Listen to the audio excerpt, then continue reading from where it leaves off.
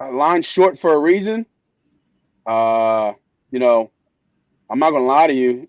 I think the home dog is super live here.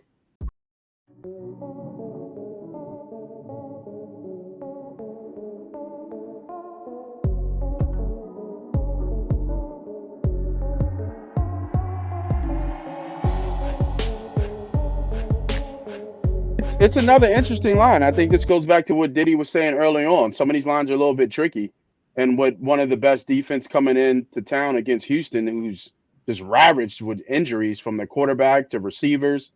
To me, this line and kind of even with Tennessee's line, this tells me that the coaching, right? The coaching, like Vrabel is not going to have a Tennessee Titans team that's going to lay down. So that's why that line is just right there at 3. Houston with D'Amico Ryans, who should be in the leading candidate for Coach of the Year. He is not going to have this team not lay down. These guys believe in what they're doing. They're, we saw in the locker room. If you didn't see in the locker room with Simeon Rice, they were clapping. They were ecstatic. He was ecstatic. You could feel that energy just from the camera.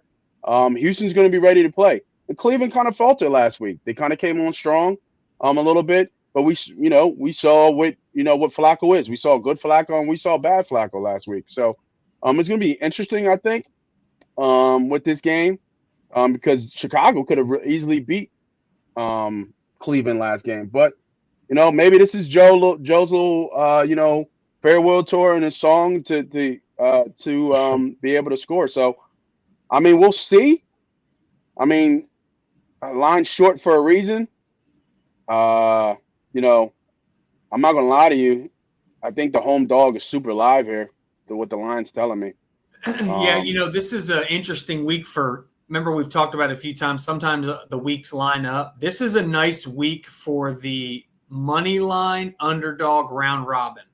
I think there's some 2.5 point, 3 point, 2 point dogs that are live this week. And some of them are going against the handicaps I like. But if you're just out there, this is a good week to get good value. Remember, the round robin is where you're essentially taking a bunch of teams, betting all the combinations, and you just need 2 or 3 of the upsets to happen to net money. And if 3 or 4 of the upsets happen, you're printing money.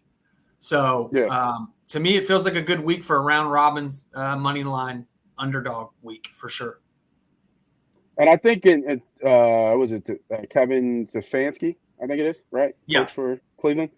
I think he's in there telling them that we can control part of our destiny, right? They need some help, right, to clinch a playoff berth just because it's so clustered in AFC.